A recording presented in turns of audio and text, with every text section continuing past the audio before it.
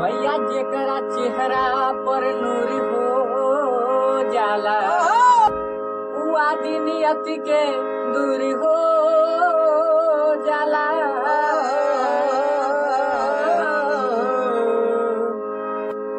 आई देखल बा यही जमाना में कि ओकरा सचहू में गुरूर हो जाला। भाव का बाई मास्टर कैसे कैसे कि अरे सब कहेला कि बहुते अरे सुघर बारू तू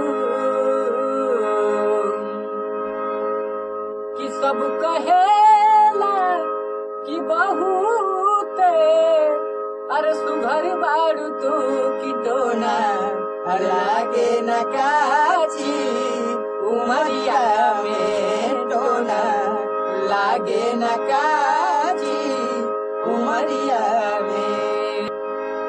नैन पवलू शराबी करब नैन पवलू शराबी तकल करब कि रूप के रानी छत से न झाकत कर।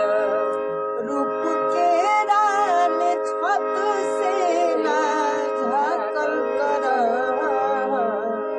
कि जेने ताकेलू अरे अन्हरियों में तया जोरी हो जाला।